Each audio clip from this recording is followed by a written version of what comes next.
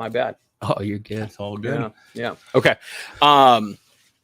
So Live Fast Rally. That's that's kind of how I got Live Fast Rally, but the Live Fast Rally boys, that crew, those guys up there, because that's your turf, right? That's kind of your area. Yeah, pretty much. Okay. Pretty much around that, close to that area. Okay. And how long did you go from the East Coast to there? Is that where you landed?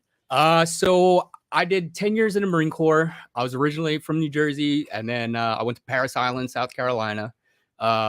When all the 10 years that I was in, I went all over the country, or all over the world. What were you doing what was your kind of your So thing? I did multiple jobs throughout my 10 years. I was initially a military police officer. Okay. Then eventually I became a military working dog handler. So I handled dogs to find either drugs or explosives, and then they also attack people.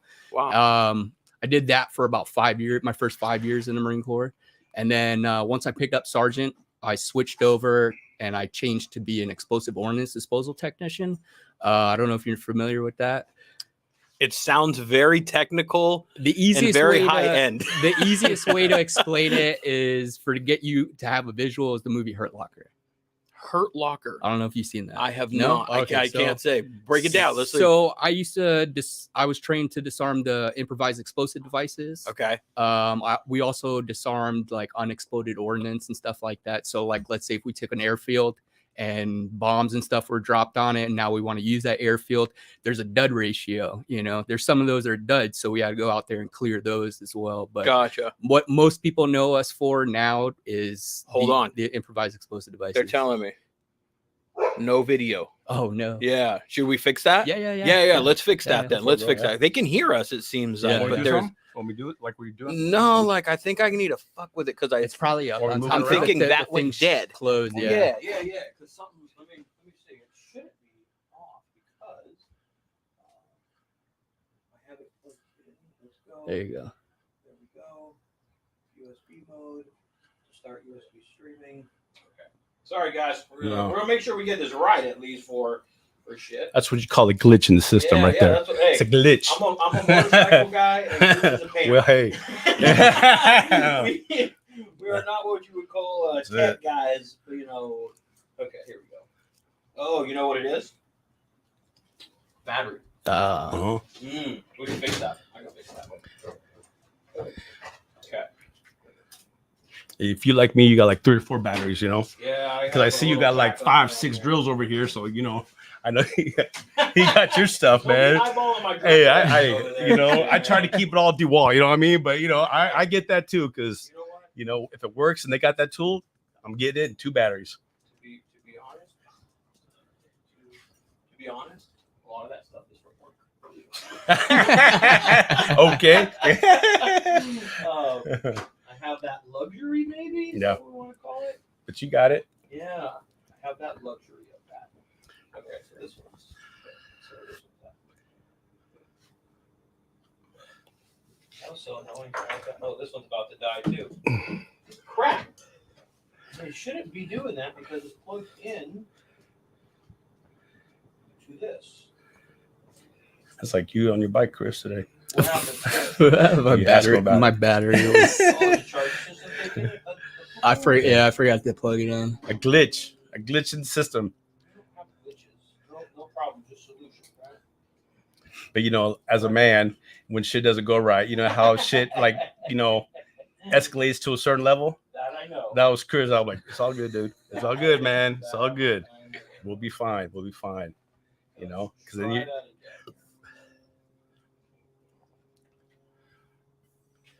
so this is charging.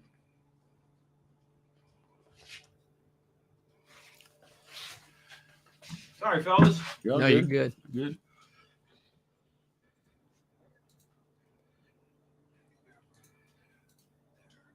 There's my ugly mug. Okay, we're back. Hopefully it doesn't turn off on me this time. Mm-hmm. Don't shoot the messenger. Actually, it's a setup guy and everything else, too. There we go. You don't need to see me too much more, Chris. There we go. Cool. We back. until we leave and come back in to get video. No, you should be able to see. I don't know why anybody wants to see my ugly ass. Maybe they're looking for Chris. I know that's for sure. Definitely not me. So we were your specialty or your thing with the Marine Corps. Yeah, when I was in the Marine Corps, just EOD tech for my last 5 years. Disarming improvised explosive devices, and then also unexploded ordnance and stuff like that. Okay. So. It sounds very. How many? There's a lot of training involved in it. So the EOD Tech school is actually 8 months in the Panhandle in Florida. Yeah. Okay. Yeah, it's got a very big fail rate. I'm always curious. It's looking back now on my life, you always kind of reflect, right? And looking back on mine, I think the military may have been something that probably could have benefited me. So I always sometimes wonder like what happened or why didn't I, or what could have been. And then the other question is what kind of made you decide to go into the military kind of divisions? There's a lot of factors. So I grew up in the East Coast, like I said, and September 11th. That hit big time for me. Understood.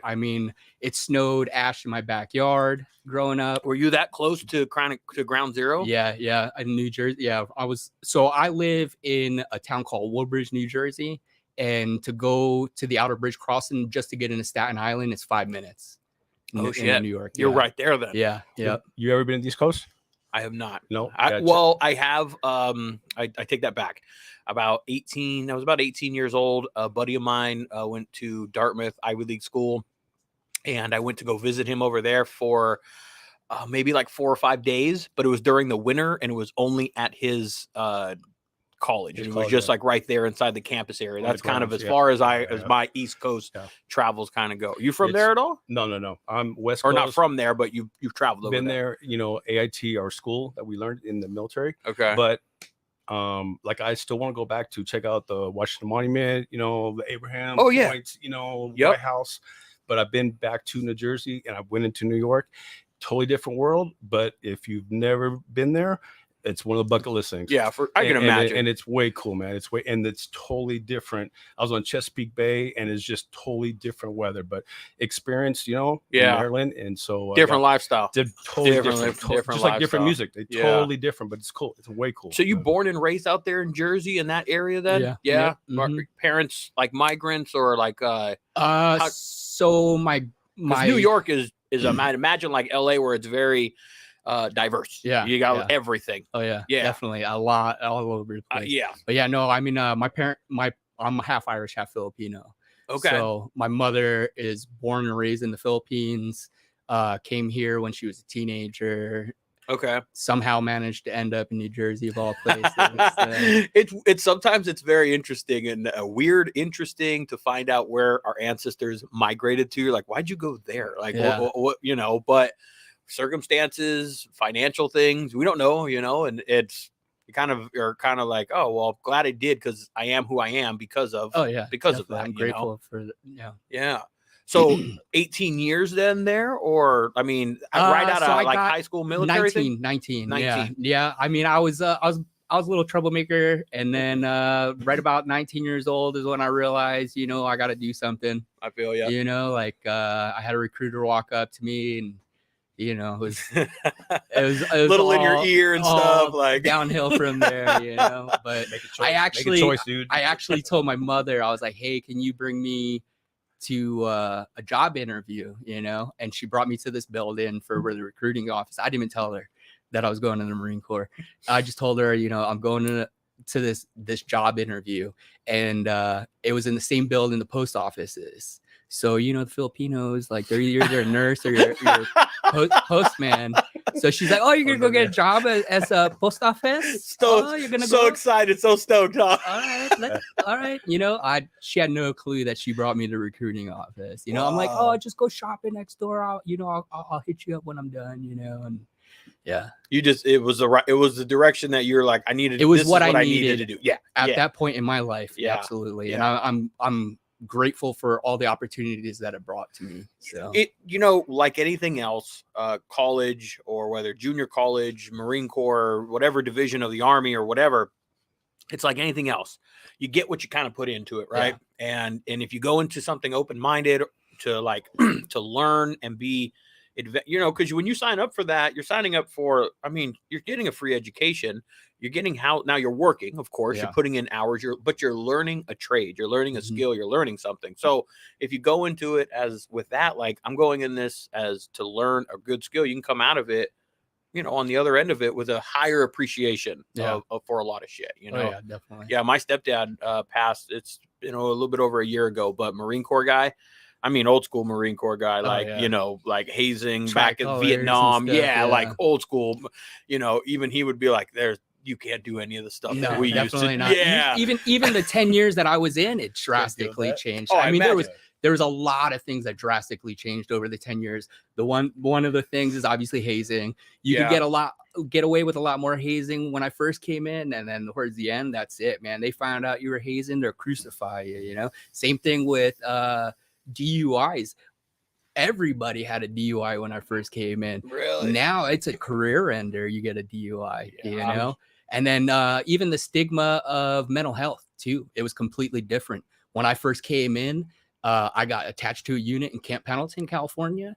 And the guys that had just got back from deployment, I mean, it was called going to see the wizard, you know? You're going to go see the wizard, you know? And now it's like, if you know something's up with your buddy, you better say something or you're going to be held accountable for it. I gotcha. So it's completely, everything has changed throughout it. I'm all on board with a lot of that stuff because, you know, you don't know, like back in the days, we learned stuff through history and through, you know, you used to see like Lucy and Ricky smoke on TV and people thought that was good or something. That was okay, you know, and we learned obviously through time that it's not right. And that's the same concept of how it was before. Sometimes it would be like, you know, we as men toughen up, man, like, you know, quit being a sissy, whatever it may be.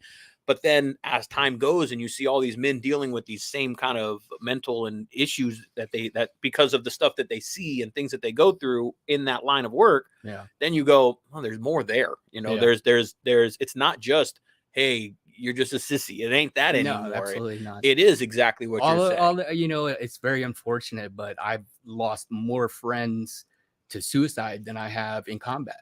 Man, by PTSD, like all those type of different things. Oh, probably 3 times more friends through suicide. Man, you know, and it's just hard to communicate to them to get help that they need. You know, because it's just this warrior mindset, and that's one of the things that like we say like on motorcycles, unless you're on it and you're riding it, you don't know and you can't experience it. We can explain it, but you don't know it. It's the same with that. Until you've gone through it, we don't know what's rattling between the ears of what you've seen and the things you've dealt with. So, you know, we gotta. Yeah. And even then though, it's, you know, it's hard to relate to the person that's been through the same thing. Cause the way they experience is completely different. Totally different angle. You know, different vision. Different mindset. That's true with anything, man. Like we lost our boys in 2019. We lost twin boys. I lost my old man and 2 sons, my twin boys in 2019. A rough one. Wow, rough year. But like we're talking about, the connection with it is, you know, what mindset do you have? What direction, you know, how do you deal with that? And some people have a stronger mindset to be able to like me, not like me, like in a boastful way. I'm just saying my mindset is I try and find the positive in it. You know, I dig deep, boy. Sometimes do I got to dig, boy. It's like hitting under a box, under a rug. It's way up in there, but that's just my mindset over, you know, and some people don't have that. And then that's when struggle hit, you know, maybe a little bit more and shit. You know, I think if they do have it, if they do feel something, they're putting it away. Yeah. And it's good to talk, right? It's good to let shit out. And just, you know, I myself as a man, dude, I went to a men's retreat recently and I didn't know if I'd ever experienced anything like that. And I did. And I went into it open-minded. And what I enjoyed, not what I enjoyed, but what I definitely took away from it was going, you know what? There's a bunch of other guys that are dealing with all the same stuff that I'm dealing with out there too, you know? Yeah. So it was, I guess, comforting to know, okay, it's not just me that's weight, you know, has all this weight on me. The other guys deal with it too. But it was just a weekend of like, chill, hang out with guys, but also know that's out there. You know, it's there. I'm like you said, talk to people and shit. You know what I'm saying? Yeah, I've been to retreat. It's there, yeah, it's yeah. there. And it was a good time. I mean, I ate so good that weekend, dude. I came back like 10 pounds heavier, dude. No joke, man. It was a good weekend of eating. Barbecue for 3 days. Oh, dude, it was like breakfast, burritos, and taco. It was so stinking good. Yeah. It was so good. They have a lot of like retreat stuff like that for the VA and stuff too. And I mean, I guess it's somewhat helpful, but what I've noticed personally is through people that I know that go through them, is they go to they're like, oh, hey, we want you to come to this retreat, you know? And then they go to the retreat, they open Pandora's box, and then they send them on their way, unfortunately, you know? And there's no follow-up with those individuals. Yeah, and I gotcha. It opens that door, and next thing you know, they're going down that rabbit hole, unfortunately. There's always two sides to a thing, huh? There's always kind of two sides, a double-edged sword sort of deal. It's gonna help some people. Yes, it's gonna drive other people. Yeah, you're absolutely right, man. So that's kind of your background with military and stuff. So you do about 10 years or so, and now you decide you're like, okay, I've what's your reason for kind of exiting? You know, at the time it was during the Obama administration, they were drastically trying to reduce numbers in the Marine Corps. Okay. And the bonus at the time just didn't sit right with me. I got you. You know, the bonus for my job was one of the highest bonuses in the Marine Corps. And prior, like 4 years before I was getting ready to reenlist, it was like 80 something K bonus for my job. Wow. And then when I was getting ready to reenlist, you're looking at like 25K. Oh, that's a huge difference. You know, my head wasn't really in it at that point in time. And for my job, I mean, you're dealing with bombs. I'm dealing with explosives every week. You know, your head's got to be in it. Yeah. So I think a lot of people that don't, myself included, sometimes you forget that, you know, you are getting paid. You got the training to do the job, that whatever it is that you're doing, and now you're getting paid. But a lot of people, sometimes myself included, like I said, tend to forget that, where you think you're just serving, because that's what we call it, right? Like you're serving for the military and stuff. But you like anybody else, you have to treat it like a job, and you have to think of it in the end like, is this right for me? Is this going to pay the bills? Is this where I need to be? And so on and so on. You know, it just wasn't at that particular moment in my life. So, you know? but you know, you got good skills out of it, I'm sure. Like, somewhat. I mean, shit now. We don't have a Timothy McVeigh on our ass or anything, like Dewey in the making or anything. I mean, unfortunately, the only thing I could really do with my job outside of the military is either go to bomb squad for police department or fire department. And if I do that, you can't jump straight on board on that. You know, you got to do 5 years on the force before they even consider you. And that's an if. There's they got X amount of people in the bomb squad. So if somebody's not retiring anytime soon, there ain't no room for you. You know, so you might do 10 years on the force. And unfortunately, I don't want to be a cop right now in this world. Dude, there's no way. I don't blame you, and I don't blame anybody else. That's like, I mean, it's always like you said, I grew up a little on the other side of the tracks. Maybe is that how we wanted to define it? I don't know, whatever we want to define it as, you know. So I grew up on a little rough around the edges, and my interaction with police growing up wasn't always the best. You know, I had negative interactions with them majority of the time. And you know, it was always that cat and mouse game with us. Like, I'm going to try and get away with stuff, and you're going to try and catch me, you know? And that's how it was. But, and I was like, I was always, I'm not a big fan of cops for that reason. Yeah. And now I'm like, gosh, I feel for these guys right now. They're going through some, you know, that's a tough job to have to get up right now in this day of world and, you know, report to day in day. Yeah. That's a good luck to you guys. You know, don't worry about my tickets. Speaking of, I have to go to traffic court tomorrow. I got to go to traffic court tomorrow morning. Yeah, to go and fight dude, I've been delaying it so bad. Can I extend it? And then I went online and extended it, and then I called them again and extended it. Like, I'm just like putting it off and off and off. And fingers crossed that it's like maybe the guy just doesn't remember, forgets. I don't know. And so I finally ran out of extensions and all that shit. And they're like, well, you either have to pay it or you have to or you need to put it on the court. I'm like, you know what? screw it. Bottom of the ninth, put myself on calendar. Maybe the guy won't show up, and because it's been like a good solid 5 months or so, dude. It's been a minute, dude. It's been a minute. So fingers crossed he doesn't show up. If not, I'll try and BS my way through it and get my fine lowered a little bit. What was the fine if you paid it right away? I think. Well, I'm still within that thing. I'm not like late or anything like that. I just asked for an extension, but I think it's like over hundo. Less than 2? No, it's over 2. It's over 2. It less was than 5. Less than 5, yeah. Okay. Yeah. I think it's like 250, 275. I probably paid it, be like, I'm done. Get it out of my head. Yeah, but I'm such a tight ass dude. If I can fucking save $20 on that shit, the judge will like cut it in half. Because sometimes you just show up and the judge will be like, "Can you pay half of it?" Mm-hmm. Yeah, I can pay half of it. And good point. So if I can just get it cut in half just for showing up, whatever, then I'll take that. I may be guilty for it or not, but I'm gonna try and go and weasel my way out of it. That's what we have to do. That's our American right. Save us the cash. That's it. So, what's up, girl? What's up? Yes. So from there, you're 10 years in. Other skills that you get from it though are like,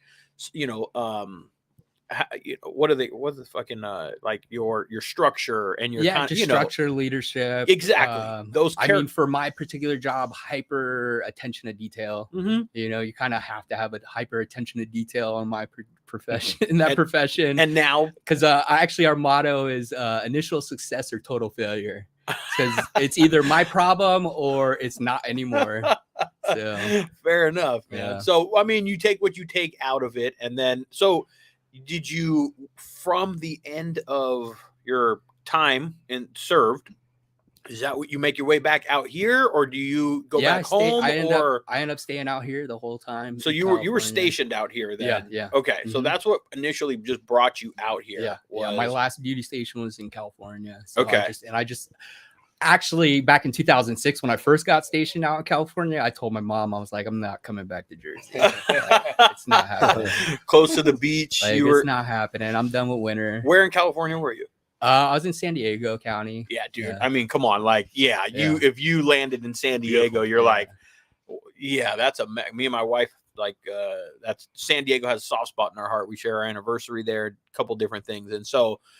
But San Diego, man, you drive in there, man, and it's beautiful. I ended up coming up the coast. It was getting a little different in San Diego, especially like I had, homeless people coming into our neighborhoods and where somebody sleeping in my backyard. I'm like, I'm kind of done with San Diego. I'll go visit, Yeah. So Central Coast is just a different part of California, man. How did you find it? Like what brought you to that? Because I have my girlfriend. So okay, that's what brought She's you originally from the Central Coast. Okay, well that's a good enough reason then, I guess. Like that's a fair enough reason to migrate. Yeah, and then you meet up with the Live Fast Rally boys, kind of. Yeah, at some point. I actually their first Live Fast rally I had just moved up to the Central Coast, and I didn't know anybody up here. And I decided to go, so I rolled out there solo. And they've been supporting a veterans nonprofit since the beginning called Echo Group and Brothers. And I walked right past their booth because most veteran nonprofits, they suck, man. Like, so I walked by, I was like, oh, fuck these losers, I walked right by, went to pounding some drinks and just chatting with random people. And then the founder of the Band of Brothers, Steve Baird, came up on stage and he started talking, and man, it hit home. The stuff he was saying. His story is he tried to commit suicide by cop. You're talking about an infantry guy who knew how to set up his house, and he was gonna have them kill him. Unfortunately, at that moment in his life. And yeah. And I was never there at that point. Like, suicide's never run through my head. But there was other keywords that he started talking about, the isolation and stuff like that. And there was all these keywords he started hitting. I'm like, man, I relate to like all of that. True. So let me go talk to these. That was a moment shit clicked. Let me go talk to these douchebags now. So I went down there, talked to them, and they were like, hey, what are you doing later? We got a bowling league. You want to come to the bowling league? I ended up going to the bowling league, and that's it. It's been I've been a part of them, and they've been a part of me since then. You know, so that what year was the first Live Fast Rally? Well, let's see. We're on number 4, so we just did 22. So around 18, 17, 18, something around there. Yeah, pre-COVID. Yeah. They had it at the Maverick, and then the Maverick was the second. Yes, the Maverick was the first one. Yeah, good group of guys too, man. The Live Fast Rally guys, man. Yeah, way cool.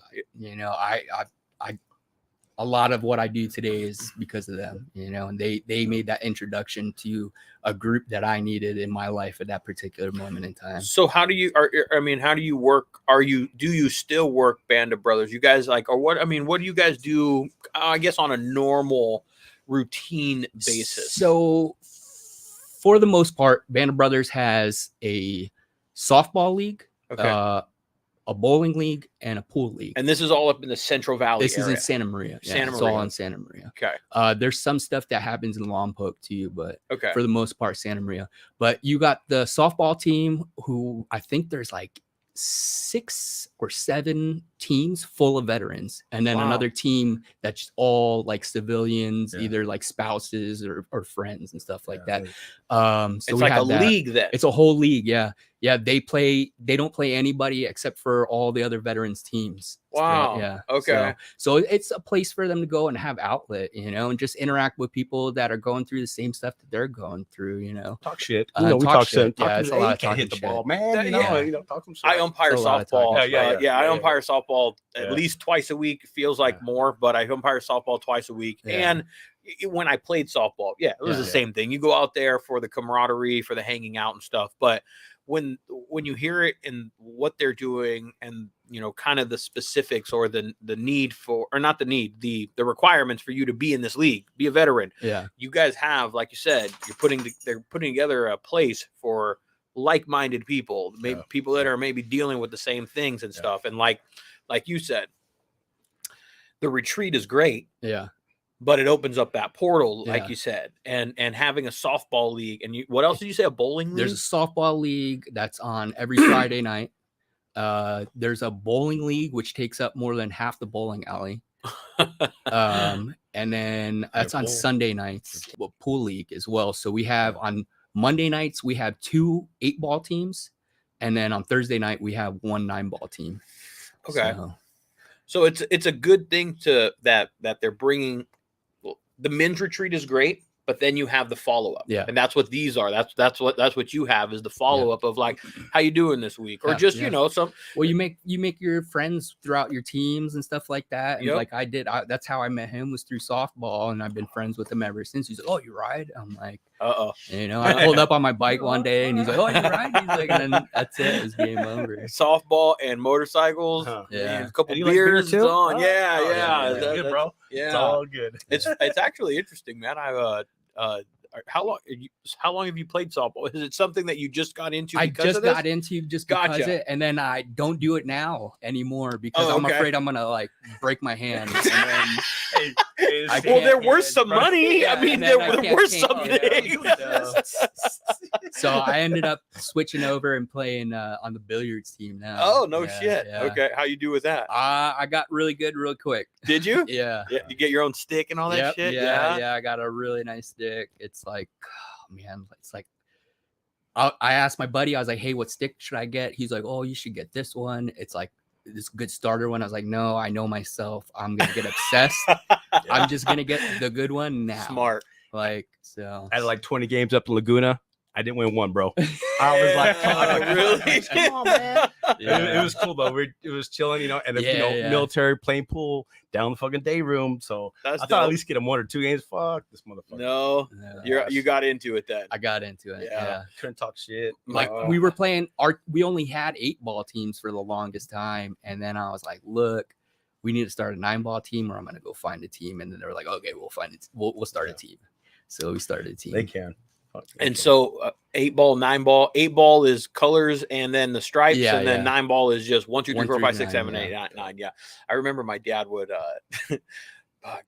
take me to the bars, and I remember him watching fucking, like, we would go just for a little rip, or we go to the local spot or something down here, and then when there was somebody that wasn't so local or anything that wasn't, you know, Motherfucker would go and hustle him for some fucking cash and shit, dude. I love watching him work a fucking pool table and shit, dude, in a bar. It was fun. In the bar back then, there's got to be a pool table. Dude, there's some people that play over there that are, you're just like, Jesus, man. Salt that, just like, strike that. Been playing since they were like 5 years old. Oh, dude, it's all angles and speed and touch. Like it's a great bar game. It's a perfect bar game. So do you get better or worse as you drink? I tend to get better. I would say better because you're not, a lot of it when you're playing other teams, a lot of your performance has to do with your nerves. That's a good point. Yeah. So steady hand, you get shit loose, like that. And you're not too caring about like, oh, if I mess up, whatever. So you get better. Yeah. You get better. I guess that's why I get better at bowling when I, golf, shit like that. The more I get. Golf, I take that back. Golf, I think I just suck at the end because I'm like, all right, I've already swung this club. How many times? I'm at like 100. I'm tired. Like I'm fucking beat, dude. Fucking little ball. Yeah. Do you guys play golf at all? No. I don't want to get obsessed with another thing. Oh gosh, are you have that personality? Just with like sports, yeah, definitely. Really? Yeah, with sports, I don't have to be the best and beat everybody. I just have to I personally want to get better.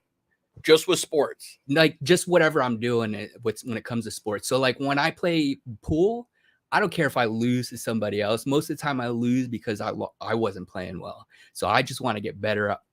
Like I got this. I need to be better.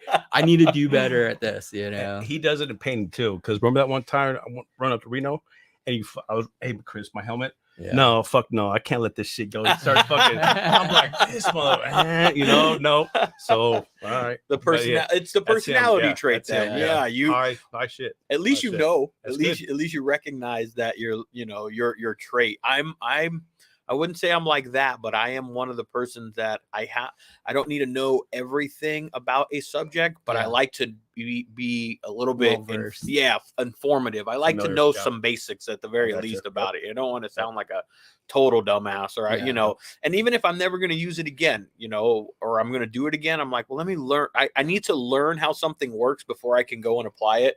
So I have that kind of thought process that stupid shit like that, and then I end up going down a rabbit hole on YouTube because of that dumb shit. Like I'll get obsessed with something and then that's it. I'm just watching pool all day on my phone. I'm like, oh my goodness. I've done that on YouTube, man, watching some of those trick shots and shit. Yeah. Oh man, some of those guys. Do you fuck with any of that? No, not really. You're just a straight shooter. Yeah, I just want to shoot. So like 8-ball. 8-ball is a lot different than 9-ball. Getting in the 9-ball now, it's all about speed control and English on the ball to be able to position yourself onto the next ball. Exactly. So it's a completely different game. Yeah, because in that 9-ball, both you and the opponent are just going down the line. Yeah. And if you screw up on ball 8, well, all he's got to do is knock into game over. It doesn't matter. You can knock in all 8 of them, and all he's got to do is knock in 9, and he wins. Oh, yeah. So it's different because the 8-ball, you got to knock in all your stripes. You can miss one solid or whatever it is, and he's still got all these left on the table. So it's a different ball game. Yeah. Until you play until you play somebody really good, and then you knock in like 4 balls in a row and you just cleared the whole table for him, and then you miss on the 5th ball and then he just runs it out. Yeah, then it's over. Yeah. Like, I'm not getting back on the table. No, sometimes when someone steps on the table, you're like, I'm not getting back on. Oh, really dude. When you've been playing for that long and stuff, you don't have to, but for sure, man. There was definitely my dad would try and hustle and do his shit, and I would hustle a couple of people here and there, nothing for nothing big, $5, $10, a couple beers, something like that, whatever. But there was also some people that would come in and whoop my dad's ass, man. I sit him and I fucking sit back in the bar stool and go, you got your ass whooped right there, Got handed to you. Yeah, you got handed to you, man. But that's all right. That's fucking billiard, I like a good billiard game. You have one at your house? I just bought one. Oh, I haven't put it up yet. A full size? Did you? No, it's a bar size. Okay. Yeah. It's an old 70s bar box. Oh, dope. Yeah, I'm gonna restore it. Are you gonna paint it and shit? I feel like I'm probably just gonna paint it straight black. Okay. Yeah. It's got the old wood on it, but it can't be refinished. It's pretty jacked up. So really? Just gonna paint it straight black and then put that tournament blue felt on the top. Yeah, of you it. can redo those and all that shit. Yeah. Huh? Yeah, I've No seen. gold leaf? Nah, maybe some gold A leaf. little bit. Maybe some gold leaf. Bro, you know, come on now. Hey. He'll do some trick. Maybe some It's all gold leaf. good. So on Gold Leaf, good segue into that a little bit because we were talking about the Live Fast guys and kind of how you connected with them. That's my connection with you to them. That's how I got introduced to you.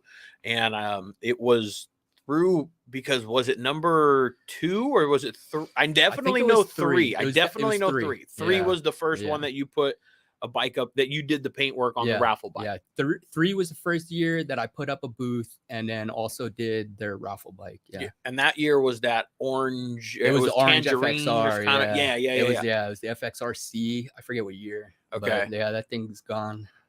Yeah, I think a girl won it or something like that. Yeah, it's in year, Hawaii right? now. No shit. Yeah. Oh, Really? shit. That's cool that you at least know where it is. Is it in good condition? Hopefully, I'm sure. I'm sure it is. Yeah. So that was kind of my introduction to you, and Dave Lippert actually was like, dude, you gotta come meet Chris and hear his story, Great and guy. you know, Dave's a real, actually, you know, on the men's retreat, he's the one that actually invited me, and he has for years and years and years, and every time I'm like, I got this going on, and this year I said, I'm going, dude. And I'm so glad he continued to like just say, come on, man. And it was never pressure. It wasn't anything. It was just like, here's the invite. If you want to go, go. And I'm so glad he continued to invite me. So, but yeah, Dave's a solid dude. He was telling me, he was like, hey, you got to meet Chris, man. He's the one that did the paint on this bike and shit. And you got to hear his story and everything of how he got connected with the Band of Brothers and stuff, man. So we were talking a little bit up there, and you know, I don't even think I really had this. I had like the showcase thing kind of going on and shit. But you know, I like hearing, you know, stories like that myself. You know, I'm born and raised here, so I'm still small town the way I see it. You know, Ventura has grown and all that shit, but I still love to hear that shit within my community, you know, and especially when friends that I know, Dave and Grover and you know, Hubbard and all these guys that are connected with Live Fast Rally, when they're involved in something like that, and they're kind of what is the word? Their passion, you know, for it and everything. Because that Live Fast Rally, it's a get down and it's a great time, but it's for a cause. Yeah. It's, you know, it's for the Band of Brothers. That's what they're doing. Like the proceeds go to it. You know, I don't know the whole thing, but they want to continue to do it every year. So there's a little that goes back to continue to help do that thing. But yeah, I mean, what they donate to the Band of Brothers is enough to cover pretty much all the sports for 1 year. Wow. Yeah. So, and then there's other things too so there's other aspects of the Band of Brothers too, besides just the sports. We have a homeless veterans home in Santa Maria. I don't quote me on numbers, but there's at least nobody's holding you accountable. There's at least 10 homeless veterans that live in there, maybe more. Wow. And then they have two back houses. They keep one open for a female just in case. And then there's another one that houses a family that has a veteran with a family. Okay. So it's more than just a softball it's just more thing. than that. It's like, I ended up we ended up building up a really big relationship with the sheriffs and CHP, and the Santa Maria local police department too. And they've actually called us. They call us all the time. I've been on numerous calls where just a veteran in crisis, and it hasn't escalated to them having to take them away, but they would rather us be there and try to de-escalate the situation. I mean, 4:00 in the morning, I've gotten calls to go out there, and I have no clue what I'm getting into. I throw a vest on because you don't know. I have no clue if this dude's gonna shoot me or not. Yeah. But, I mean, I've been out there like 3-4 o'clock in the morning on calls with the police department, trying to like just talk this veteran down, stuff like that. So we do that kind of stuff too. They actually bring us. We got to go in the Santa Barbara County Jail too. We talked to a Marine veteran out there that tried to kill himself. He was almost successful, and they let us in there. It was funny because they were like, "You were just in here." I was like, "Yeah, I was just in here." Yeah, but I'm on the other side now. They let us in there, and we went and talked to this Marine veteran every week for a couple months, once a week for a couple months. And whoever the head of the jail is over there, he's like, I don't know what you guys are saying to him, but he's a completely different person. It also opened up conversation with them to trying to get a veterans pod in Santa Barbara County Jail too, where it's just veterans. Wow. You know, obviously they're not going to put the veterans that are repeat offenders in there. They're trying to get the ones that just got in trouble and try to have them come back. You know? There's a difference. Yeah. There's a difference. And you're in the trenches then, dog. You're like out there, like it's not just like painting a bike and fundraising for it, and going and playing a softball game and being a representation of this shit. Hearing you 3-4 in the morning, in my days and still to today's days, nothing good happens between like the 12 of between like the 2 between like 12 o'clock and 4 o'clock. Nothing good happens,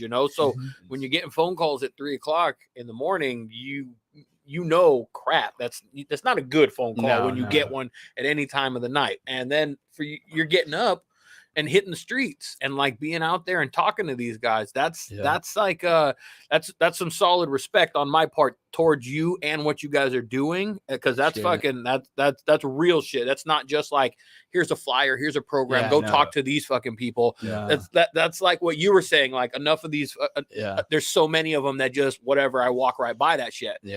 This is the complete opposite. Yep. And it's small and local, and that's why it works too, because they're not, I don't know what their plans are as far as expanding or anything like that, but right now it really works because it's just in the community. This is like a program, a thought, however it's blossomed, wherever it started, its origination. This is something to me that sounds like, we always say, well, how can we help our veterans? How can we do this? What can we do that?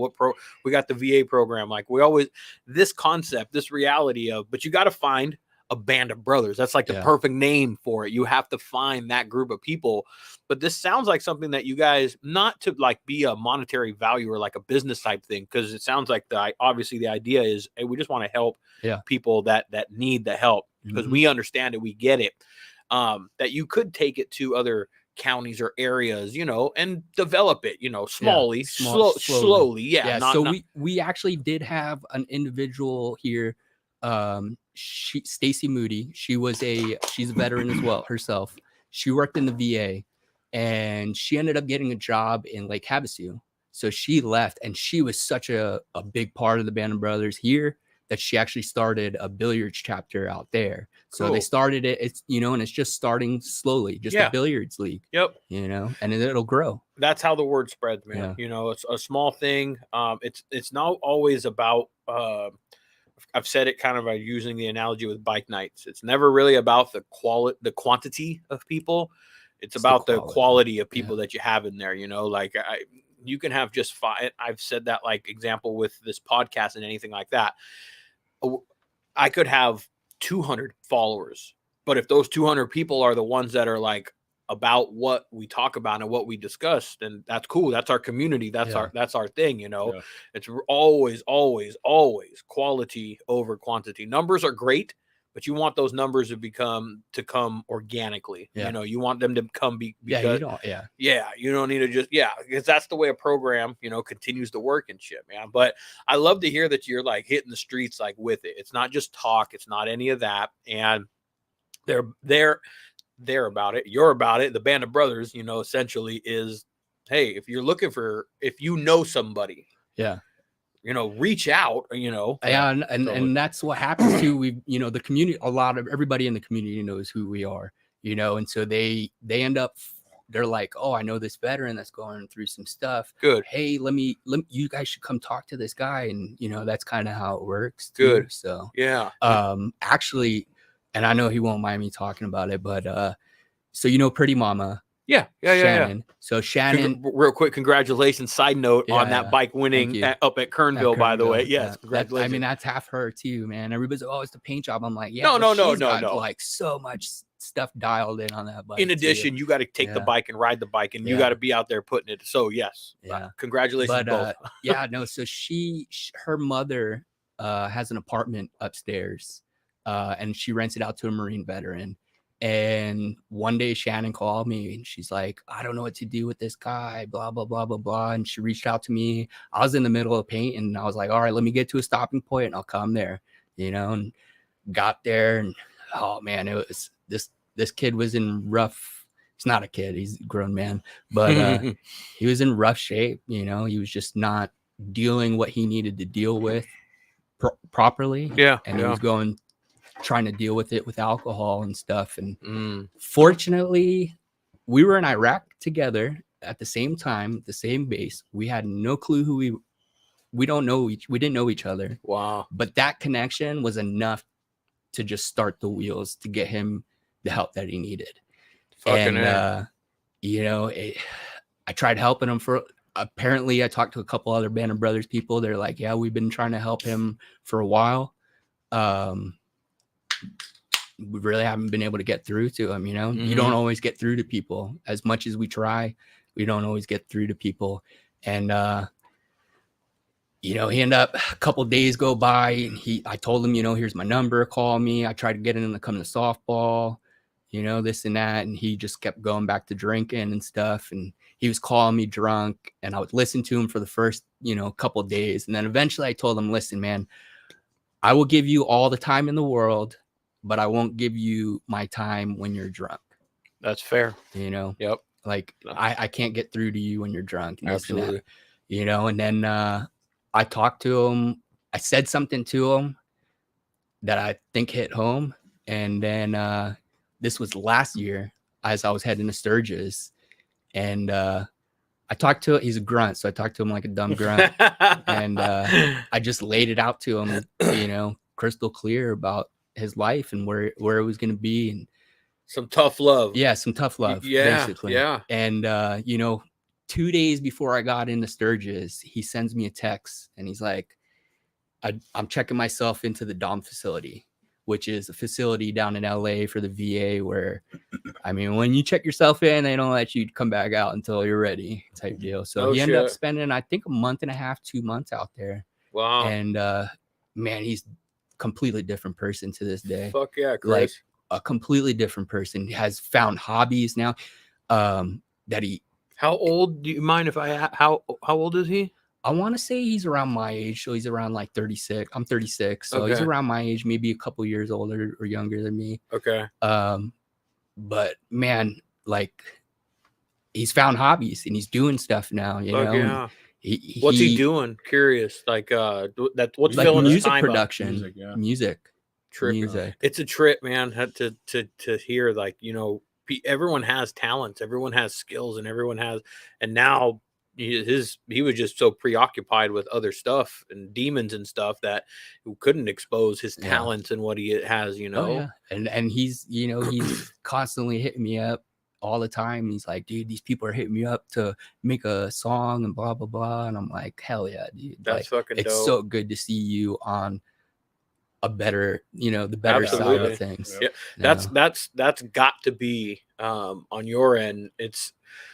I know you're not doing it for reward or satisfaction or, you know, gratification or any of that self anything, but it's got to feel rewarding. I mean, it's you know, you got to go, like, you know, because hearing you talk about him and how your Band of Brothers were trying to and had interactions with him, sometimes it just takes a different perspective. And that sounds like what it sounds like what works with your Band of Brothers is that you have a perspective, and then your next guy has another way to think and approach it. And then, but what's more important about it is that you guys are actually going out there and actively, you know, doing the stuff. You know, it's not just come see me, call me. You're calling the guy, you're texting the guy, and building a relationship with the guy, because it's genuine for you to, you know, to go and want to. He hit help me up somebody. Before I came down here. He's like, oh, badass, you're going on this podcast. I'll be listening to it. You know, dope. I'm like, right on, man. That's so dope, man. So, good for him, man. Yeah, he's doing great, man. Okay. He got his, you know, his daughters are back in his life now too. And oh man, you know, like it's great to see. That's good. You know, he posts pictures and stuff on his Instagram now with his daughters, and I'm like, that's good, man. Yeah. That's what's up. Yeah, especially when there's kids and stuff like that involved. You know, it's not one thing, but it's a different thing for you to be doing that and destroying your own life when there's no one else for you to be held accountable or for you to have responsibility for. Yeah. But now you throw a wrench in it, or you throw a little added thing into it, like now he's with his kids and stuff like that. I know you were talking about it, you're like, no, I can't relate because you don't have kids, but I can't imagine, with not being, as a dad, your dad? Oh yeah. Yeah, I can't imagine not being, around and involved with my kids. Yeah. That's I mean, especially for you, even my dog. I can't imagine being around my dog for God's sakes, So and one thing I want to just interact. This is one positive story. There's a lot of vets nationwide, worldwide, whatever, US, we're just talking Santa Maria. Right. California, states, back east, a lot of vets just, they get on themselves. I'm a man. I my pride, fucking, I don't need that shit. But when you open up and you break it down, break that barrier, we all have it. Oh yeah. It's just a matter of time, if just the shit that we've seen, war, maybe not war, but blowing shit up. It's just it plays with you. And so I can speak on that, not from experience from myself, but my stepdad, who I said he passed a year ago, and he was a Marine Corps guy, and exactly what you said, man. For the longest time, his sons, my stepbrothers, are still involved, government people, and went through military and Marines and all that stuff, right? Awesome. And for the longest time, they were also telling him, "Hey, Dad, VA, the benefits," and he would do exactly what you said. No. He would, and he was just a older Marine Corps tough, nitty gritty guy, real godlike guy, and that's what he would say. He'd say, "No, that's for sissies. You don't, I'm okay." But he would suffer from not sleeping at night, waking up, looking outside his windows, thinking people are like, so he dealt with that stuff. And then eventually he finally kind of was talked to enough by us, by family, and go, "Hey, look at this isn't you being a sissy. This isn't anything about your manhood or anything like that. These are legitimate things that now you're dealing with because of stuff that happened. There's stuff in place for you for that. It's not taking advantage of it. It's not, cheating the system. It doesn't make you less of a man. It's there for you for a reason. It's, just talk about it. Like, it's okay. It's not necessary. So it took us convincing of him to go, "Hey, it doesn't make you any less of a man to us or anybody else that you're saying I got some issues connected to my past right here." And it's that step, they got it. It's hard. As men, that's the hardest, dude. Yeah, of course. And a lot don't take it still to this day. Dude. As men, that's dude. I was just I was talking to my wife. We text message. Me and my wife actually talk a lot during the day. I mean, like, we text message like constantly. She's able to on her phone, and I'm away, and so we talk to each other a lot. And I was just telling her today, I'm like, you know what? She's like, "Are you okay?" Or I was like, you know what? I'm just carrying a lot of shit on my thing. And I don't, as a man, I got 3 kids and a wife and 2 dogs and a house payment and a podcast and a umpiring and a blink and the list never fucking stops. But as a man, I just go, my family doesn't need to worry about that. They don't need to see any of that stuff. So that's just, I get it, and I can imagine with a veteran, it's probably maybe the stereotype or the stigma is, "Oh, you're a veteran, you're a tough guy. You can't do any of that stuff, We're a man. We put our pants on just like you. Yeah. I usually wear shorts all the time. So my shorts on all the time, but it is. And it's those veterans just, hey man, there's help out there. Yeah. And I got buddies, people I deal with every day. They not even in the system, because there's a percentage you get of stuff if something's wrong. Right. People injured their arm, their legs. Well, that's what we were telling him too. It's like it's out there, but to reach out, you got to get going. Yeah. You got to take that first step, but it's there. Yeah. It's there. It's just. So let me ask, how does if I know somebody that I'm like, "Hey, reach out to these guys. They can probably help you out." Where are the outlets to get? I know I would direct them to you, but where else can they kind of go to? I mean, so there is a website for Band of Brothers. It's called ecovets.org. But honestly, your best bet is just give them my information. Contact a brother. Contact somebody that's it. Yeah. Directly. Yeah. Okay. Yeah, because you know, even if I can't help them personally, because whatever I got going on, I'm gonna be like, yo, I'll talk to my other buddy. I'll be like, hey, Robert, hit this dude up, man. Yeah. He'll hit him up. And so that's a good question. I wonder if there's other stuff like here in Ventura and Paula, Fillmore, or Oxnard. I wonder if there's, you know, there's got to be some kind of veterans organization. There may be, but I wonder if there was like, I mean, not that you need an Instagram, but I mean, that's just the world we live in sometimes, you know. I know, I keep pressing them too. Yeah, it's just the world we live in, you know. I told them, I was like, yo, we got to make an Instagram, you know, just because it gets eyes on us more to be able to help more veterans. Yeah, that's all. Instagram, I talked about it in this last podcast I did. It's a tool. Yeah.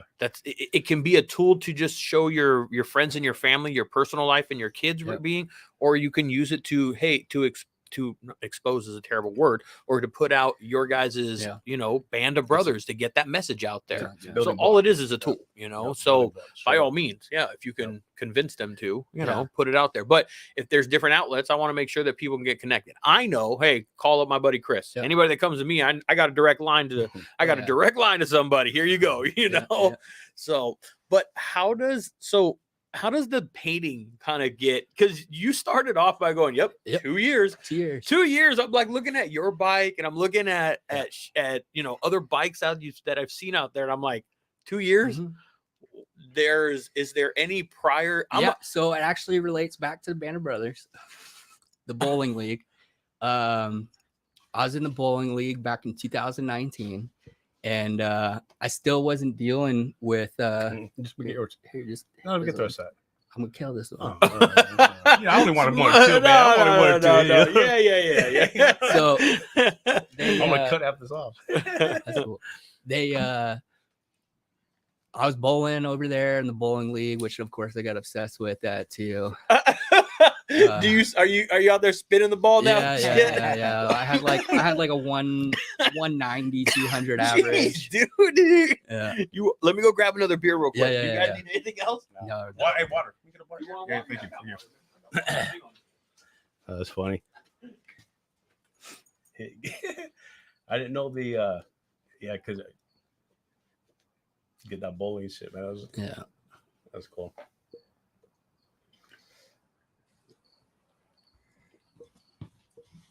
When we did this back in that Live Fast, you know, I was trying to get Steve, you know, just like to talk real quick, but you know, shit just got out of hand and having a good time, you know, so it's all good.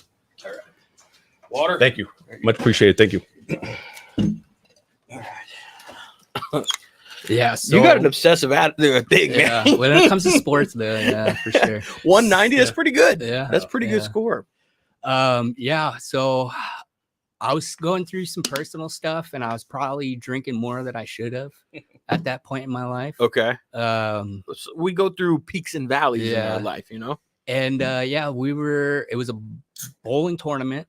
I was with the Band of Brothers, bunch of Band of Brothers people there, and I ended up getting ripped, man. And I got a mouth when I don't have it anymore, but I used to have a mouth when I got drunk, man. And this dude, I ended up getting into a altercation at the bar. At the bowling alley? Yeah, with an off-duty bouncer, some like 260-pound dude. And the altercation started in the bowling alley, and I threw him on the ground. And then I saw security coming from all over, so I put my hands up, which I can show you the video of all of it. So then I'm like, all right. But I know we would have preloaded it and shit and showed everybody. So I'm like, how do I get home? I'm like, how do I get home? So I'm like, because they kicked me out. I'm like, all right, how am I getting home? Right, man. This dude came out from the side door with all his homies. Dude. The same fool. Mm-hmm. Oh shit! And how many roll out with? There was like 6 of them. Oh something shit! Like that. But yeah, he ended up swinging at me, and I knocked him out cold. And then they just jumped me, man. Oh yeah. And somebody got me out of there. They were like, "Yo, you got to get out of here. They got guns in the car." And I'm like, "All right, I guess I'm driving." So I took off. I ended up getting pulled over. I was speeding, And as soon as I got pulled over, I was like, man, I'm getting a DUI tonight. I was like, it's happening. So CHP pulls me over for speeding. He was a cool dude. He ended up releasing me right after he booked me and stuff like that. But I blew .21. Like, I was ripped. Yeah. Fuck. And my adrenaline was just up from the fight. So I took off speeding, you know? Yeah, I imagine. Yeah. And yep, I got pulled 6 over. motherfuckers on you. Yeah. Yeah. You want to see? I'll show you. I want to see. Yeah. If you have it, I want to fucking see. You have. Who got the video? Who was fucking Somebody hooked it up. Who was videoing you and not socking fools? No, it's the security footage I got. Oh, I was gonna say, who's fucking having their phone out? So this is inside. That's the initial. Fuck that fool. Yeah. And then this is the outside. Which one is you in here? You'll see me drop them. And then they all came in and jumped on me. Oh yeah, after you knocked them out, then they fucking all pussies. Yeah. Oh, fucking bitch ass move, man. Hey, we're not promoting fighting, man. You know. No, listen. We're wholesome. We're not. I'm not promoting fighting. Okay, the violence is not the first option. Okay, that's not the answer. But when it gets to that option, there are rules of engagement, and that is when two guys are fighting, you let them fight. And if your friend gets knocked the fuck out, as soon as I knocked him out, that was it. Dude. Well, yeah, they came in. I get it. But shit, if your friend gets knocked the fuck out, you fucking go, damn, you stupid idiot, and then you go pick him up, and you fucking take him back to the car, knocked out, whatever, and then people go their ways. You know, that's dumb. I hate that shit. Yeah, you want to throw fists, man? I'll throw fists with you. I didn't ask to throw fists with the 5 other fools, you know. So then after that, 2 days later, Santa Maria PD came to the house. I guess the guy went to the hospital because after I knocked him out, he split his head open on pavement. He got like 7 stitches in his head. So they came and arrested me for a felony assault with a deadly weapon with grave bodily injury. And I'm like, what deadly weapon, man? These hands? I'm like. Registered them fuckers, right? Like these hands. I guess he lied to the cops and said I smashed a beer bottle over his head. Oh, and then they asked, like, this guy's a bitch. Yeah. I'm gonna tell you that already, man.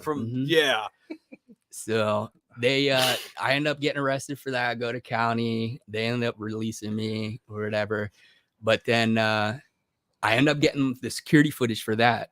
So then I end up getting those charges dropped, but then I still had the DUI. Dude, that's so fucked because what if you didn't have that shit? Then you're fucking looking at some serious charges, 14 years, man, max sentence and then what do the cops fucking say? Oh, sorry. Yeah. I'm like, why didn't you look at the security footage? You waited 2 days to arrest me. You know what I mean? Dude, that's oh man. Okay. Sorry, but back to why I'm not a huge fan of cops. I'm sorry, but oh man, because that's some serious. I had a homeboy, man, deal with some shit. It's a flashlight. I get it looks like a bat. I get it, okay. But they sell it in the fucking light department at Walmart. You can go pick it up fucking right now if you want to go buy it. I don't know, man. You try and pin shit on people like that, man, and they try and press so hard for shit, you know, and sometimes sometimes we deserve it. Trust me, I ran from the police enough times. I had, like I said, I had my fair share of run-ins with the police to know when I was, oh, fuck, you got me. You fucking got me. I was fucking up. Yep. And then my fair share of like, what are you fucking with me for? I didn't do shit, you know? Yeah. So this guy sounds like a punk ass though, man. Shit, man. Fucking all his homeboys jumped in. They went and lied because he got his ass beat. Yeah. Damn. Sounds like he couldn't take his whooping and had to go. He hit me with a bottle. Yeah. Did you have a ring on or something? No, nothing, man. And I'm a righty too, and I hit him with my He was this, you know, boom, boom, boom. So they let you go. So they fucking but then they dropped those charges, but then I still had the DUI, and like. I tried to see what I could do as far as fighting it because of those circumstances. But man, when you blow a .21, ain't nobody trying to be helpful. So. No, I imagine. So yeah. But fortunately, California has Veterans Treatment Court. So I went through Veterans Treatment Court, and it sucked. What's the difference? I don't think, obviously not being a veteran, I've heard of it. So they made me go through. It sucked, but it was also a big blessing for me because that's when I started teaching myself how to paint.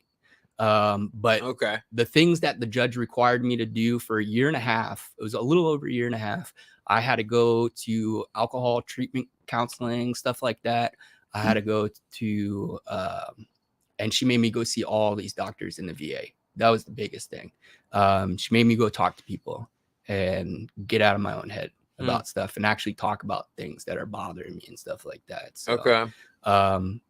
But yeah, that was like 2019 when I got arrested. The end of 2019 is when I got arrested. And then the beginning of 2020 is when I started Veterans Treatment Court. Did you have to do any time for that? You don't really have to do time for DUI anymore, huh? No. So actually, once I completed it, because I did everything she asked me to do, I never got in trouble the entire time, which is rare. A lot of veterans get in trouble when they're in Veterans Court. Yeah. But because of it, she expunged my record. And I had like $4,000 in fines dropped. Wow. Yeah. Wow. Judge Coons, thank you. Appreciate it. Good looking out. Good looking out, Judge. Well, people need second chances and shit. Yeah.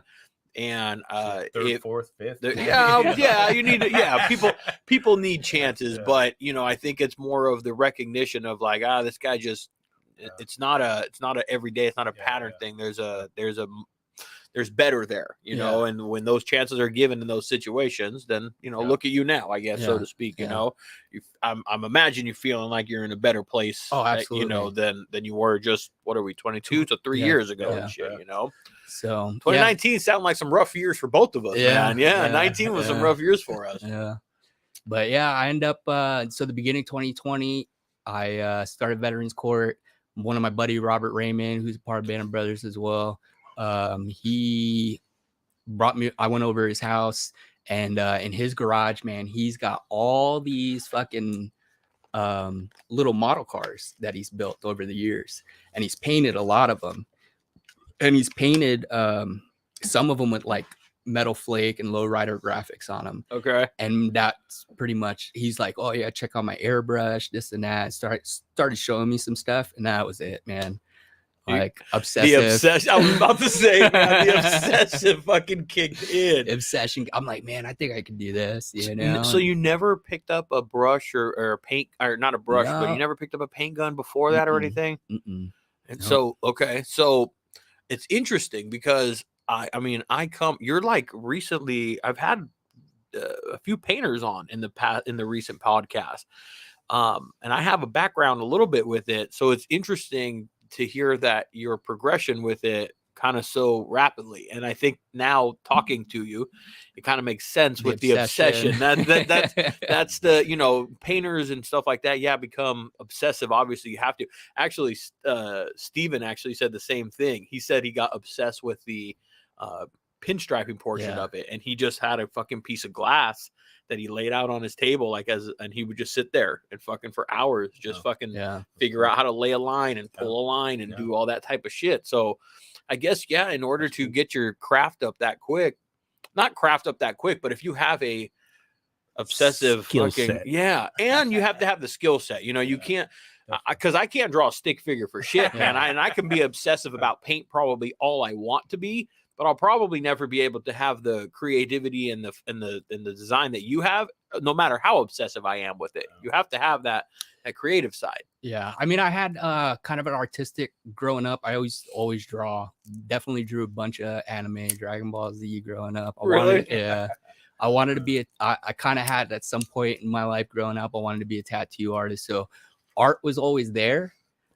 I literally never doodled, though, not even doodled in the Marine Corps. So it all came when I started, it all came kind of back real quick. Like the artisticness of it and stuff. So you have a sketchbook or anything like that you did back in the day? No. I don't, probably at my parents' house in Jersey somewhere. Really? But no, I mean, after my buddy showed me that stuff in his garage, that was it. I took a deep dive down YouTube tutorial, man. Really? And there's a couple groups on Facebook too for painters and stuff that you kind of go ask questions. A lot of people will tell you you're stupid and stuff. But You know. Well, if you don't know, you have to ask. You just gotta weed through it. The best thing to do is, because a lot of the questions have been asked a million times, so just search in the group what question you want, and then you won't have to have the million comments of "you're an idiot." Thank you. I listen. That is. Thank you for bringing that up, because when I get people asking about bars or this or that or anything, and there's so much information about shit out there. That before you go and ask, just do a little bit, just a little bit of research, because it's probably out there, especially in the history of painting. It's probably out there in some sense, you know. Damn, so that's interesting, man. You just your obsessive kind of personality is what got you, and I guess now do we call it a career? Do we call it a job? What do we call it now? Yeah, I'm doing it full time now. Okay, so it's your career. I mean, this is, and I guess from you see it like that's the path you're trying to progress it. It's not like it's not a job that you're filling time with right now. It's like you found a passion. It's what helps me navigate my own head. So I escape when I go paint. It's my place to go escape. So I'm in love with it. I feel you. So I feel you. What kind of drives the? I always like to ask, what kind of drives the creativity? Like, where does it come from? Like just random things throughout the day. Really? Honestly, yeah. You know, I don't even know what I'm gonna do on the bike when I start. It's funny how every painter says the same thing. Like, like, I don't really know what I'm going to do when I go. I just have some ideas every once in a while that bump into my head, and I'm just waiting for the right person to come up with like, hey, I kind of want this. And I already got a bunch of ideas in my head already for some bikes. Are you a sketch person? No, I tape out lines, and then halfway through I rip them off. Yeah, some people need to or want to see a sketch, because you see these guys like I mean, but you know, like Kindig Design, shit like that. These guys that guy is a fucking artist. Like it seems like when I watch that show or I see his shit, my connection where I'm like, okay, it looks like this guy was a really good fucking drawer, and he could create some cars out of his mind on paper really good. Yeah. And then that's where the business and like, I need a team to create this shit from, because that guy he's like Chip Foose and shit. Those guys are ridiculous, you know. I want to get more. Like I want to get an iPad Pro or whatever. And I see people doing sketches on there on bikes. They can take pictures of bikes and then black and white them and then able to draw on there. I kind of want to get to that point. I just haven't looked into it yet. It's time, dude. If you're busy, listen, if you're busy painting them, you don't have as much time to go and like vest into that. Eventually that will kind of come. Yeah. Like most of the custom painters I've talked to recently, one-man band. Mm-hmm. Are you Yeah, I strip it down to the metal and all the way to final clear. So are you just doing motorcycles right now? And helmets, yeah. Motorcycles and helmets. Yeah. So smaller parts. Yep. Not like full-on cars or anything like that. Okay. Because and I asked because, you know, having a little bit of painting background, there's a technique, you know, there's, you know, to lay out either a base coat or a flake or a clear or an airbrush or whatever, you know, there's a bit of a technique on how to do it. And so you narrowed that skill down pretty quickly, you know, with your obsessive, you know. Yeah. I mean, I got people would give me parts and then I would paint them, you know, but now I'm trying to do it differently where I have the bike on hand and I want to start taping out the designs while the tins are on so that everything kind of starts flowing now more. Gotcha. I'm trying to find me, you know, I'm still trying to find me, my identity when it comes to painting. Is there a style that kind of maybe you either favorite or defines? I don't know the right verbiage, but is there a style? I guess a lot of people will call my style like panel style. Panel style. Yeah. Okay. Yeah. Shannon's is like that and stuff. And what other bikes are out there right now that I know you did like Sunshine, you did Maggie's bike. Yeah. So I did, so I got to paint. I don't know if you've seen on my page that black and white bike that's like all lace pattern and stuff. That was the second bike I ever did, and that's my favorite bike I've done so far. Really? Yeah. I'm gonna have to look at it. Whose was it?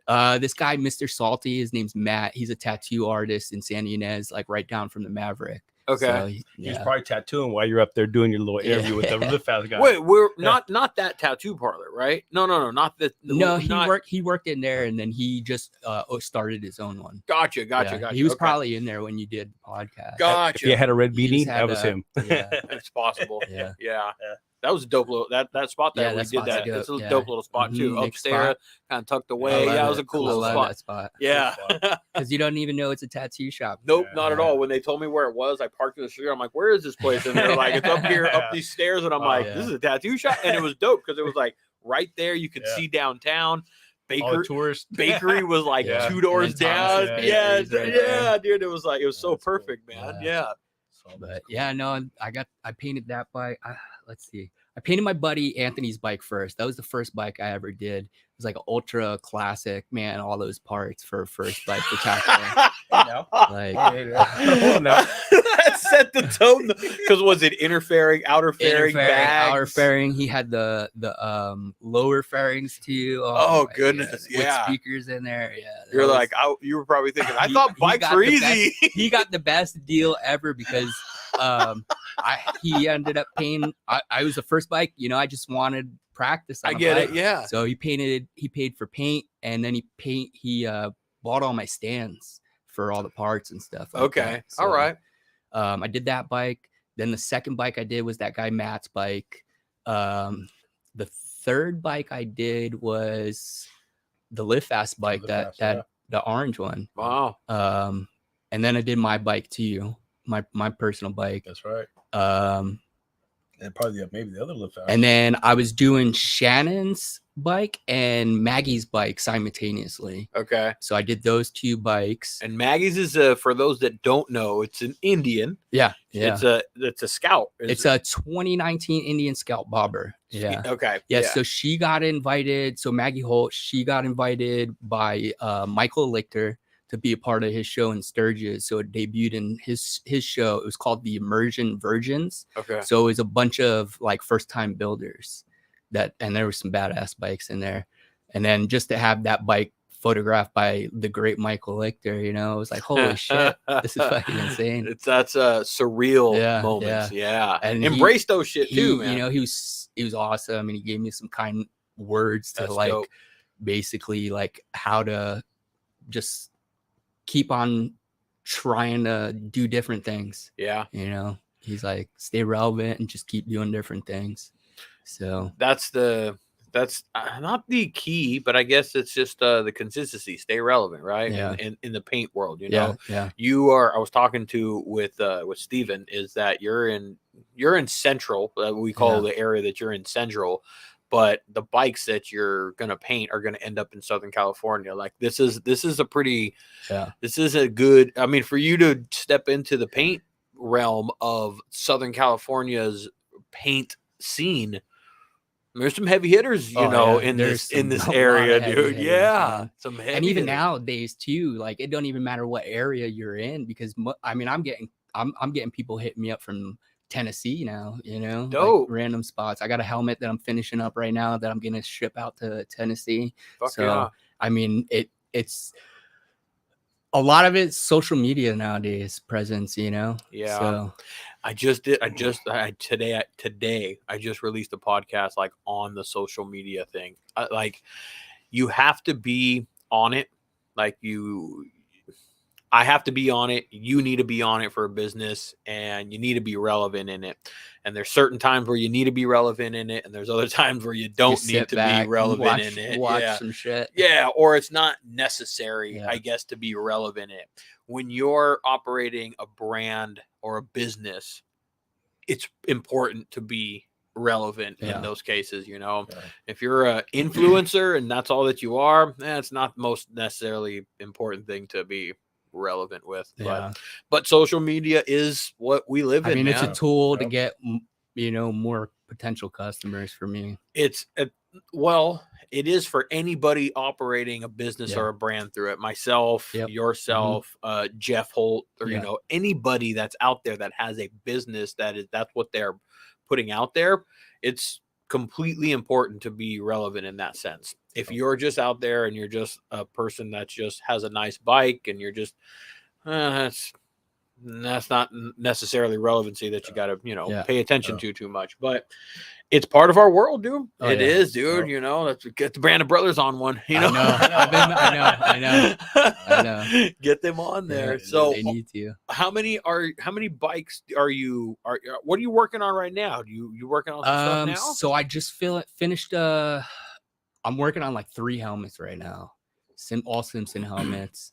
I like working on the Simpson helmets because I know how to break them down. Okay. And then Simpson sells the rubber seals, so no tape lines on it. You can take the rubber seals off, paint it, and then reapply new seals on it. Gotcha. So okay, that's what I've been doing. What's your turnaround time for a helmet for anybody that's interested in one? I tell people a month, but usually quicker than that. Don't say that. Don't say that. Don't say that. Just say a month. It's a month. It's a month. It's a month. I usually work on. I try to work on like 3 or 4 helmets at the same time. That way, because I can flake them all out together, clear them all together and stuff like that. I gotcha. So, but I tell them about a month. Just fair enough. Gives me wiggle room and nobody's like harping me.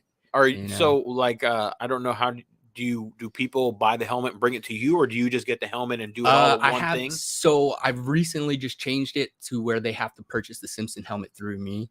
Okay. And it's just to alleviate any issues of somebody sending me a helmet that's fucked up. Gotcha. Yeah. They can't be like, oh, you fucked this up. No, you sent it me fucked up. Yeah, that makes sense. That makes sense. So basically you're supplying the helmet. They're just that's the best way to do it. Quality control. It's controlled all the way through you, beginning to end. And that way when they get it and when you get it, because you got to sand it and prep it and do all that other shit to it. It's not just like strip it and hose it. It doesn't quite work that way, you know. For those that don't know how to paint or what's involved in it, there's prep is the key to a successful paint job. And then the patterns too. Some of those patterns take forever to weed off. The stencils, like when you're laying them on there and shit. Yeah, like I just did one. The one I just did, I sent it up to Northern California. It's the retro Jordan, the elephant print. I saw that sick shit came out sick, dude. That thing took forever to take all those stencils off of there, man. Dude, it looked fucking good though. You had to be stoked with that. Yeah, the guy just got it today. He just sent me a message. I don't know if you liked it or not, so we'll see when I leave here. I'm pretty sure he's stoked about it though. I would be. I'm pretty sure he's stoked about it. So like, I know my advice that I give to people for paint. How does a paint job like that transpire? How did that come to reality from him to you? I mean, he really gave me complete artistic freedom on it. That's the way I like it. That's what I like to hear. The only thing he wanted was he wanted a black and red themed with gold leafing, and pinstripe, red pinstriping outlines. Okay. But yeah, other than that, he was just like, have at it, dude. So was right on the fence, man? Piss right on the fence. Yeah. It's all good, man. I piss out there on my fence all the time. Matter of fact, sometimes I don't. I just piss right there. I'm like, I don't even care. Hopefully my neighbors don't look. Yeah. So the Jordan thing, then, did you I love Jordans, man. I got a bunch of retro Jordans. Did you know what you were getting yourself into with that stencil? Yeah. You did? Yeah. At least you knew. I knew it was going to look dope afterwards. Oh, I bet. I bet. Right. Are you a Jordan guy then? I like Jordans. I love Jordans. I got a bunch of old retro Jordans. Some of the ones I have are from like the early 2000s. Yeah. Hey, there were some dodo now. Probably, man. Yeah. Dude. I wear them though, so they probably ain't worth that much. No, man. I ride in them sometimes. No shit. Yeah. Dude, those sneakerheads are probably watching you going fucking all pissed off and shit. I have a friend that's he's a Jordan sneaker junkie, man. Yeah. And he posts stuff on his Instagram once in a while, but I mean boxes. Oh yeah. Boxes of it could be one style in like 5 colors. Yep. And I'm like, damn, dog. Like, yeah, because when they come out with the color, the retros, they'll come out with all these different colorways, and then those colorways won't come out for like another 10 years and stuff too. Dude, you want to know what's funny? I think it's funny. My brother recently. Do you need another beer? No, I'm good. Okay. Good. My brother recently. My brother for the longest time wore sandals, dog. I mean, it could be raining, it could be cold, it didn't matter. He would wear sandals for 5, 6, forever amount of years. And within the past like year or so, the very first time I saw him put shoes on, he walked into the house with like some like Air Force Ones or something. I was like, you got socks and shoes on? It tripped me the fuck out. And now he went deep into the sneaker fucking realm, because he's grabbing all these Nikes limited edition, like winning raffles to like only be able to. I'm like, dude, that sneaker game is deep, man. Yeah. And expensive. Yeah. Shit. Yeah. Well, I guess every hobby's fucking expensive. Look at the damn Harleys, man. Oh, man. Probably the worst. One of the worst, man. I know. I got so much stuff I want to do to my freaking bike, but it's all money, man. Hey, stop that dog real quick, because she's gonna go around and she's gonna knock my shit down. Come here. Lift up the table. Hey, come here. Don't knock it down. Oh, you snuck through there. That's the second time. Yeah, really? All right. Yeah. Well, I give her. I'm sorry, girl. Sometimes I give you a little less credit than I should. She turned around like, I didn't know. Yeah. She's a good dog, though. She's a good dog. Huh? Yeah. You guys have dogs? Yeah, I got 2. I got a Belgian Malinois and a Dutch Shepherd. They're Belgian Malinois? Belgian Malinois. Malinois. What is? How big they're is like that? the police dogs. You know those? They're all tan. They look like fur missiles. Damn, I don't think I fucking Shepherd, see yeah, I one. mean, Is it like a German Shepherd? It's kind of like a German Shepherd on crack. She's all right. I thought she was. She snuck through there actually pretty good. Yeah. But yeah, they're the same dogs that I used when I was a dog handler in the Marine Corps. Okay. So got a connection to them. Yeah. They're super high drive. I do not recommend them for people. People see them on the movies and they're like, "Oh, I'm gonna get this dog." Yeah, don't get it. Not everybody are dog people, man. I'm trying right now to do the right thing and like help a dog out. A buddy of mine has to get rid of a dog, and I'm trying to help, and I don't know if I'll be able to help out with it, but not everybody's for dogs, man. You know, what'd you do with dogs? You're a dog handler? Yeah, so we basically handle dogs. The dog either is trained on explosives or narcotics. You don't want it to be trained on both, because then you don't know what it just responded on. So it would either be explosives or narcotics. And then they also were trained on what's it called? Basic obedience, obviously. Okay. But then also attack. They would attack. So never got to release my dog on an attack. No, just in training. Yeah. Did you have to put your arm out there, and did you have to wear the suits and shit for the dogs? Yeah, we had this one dog, man, Tommy. Man, I would wear the biggest fucking suit we had, and that motherfucker would always still give me fucking black and blues. No shit. Yeah.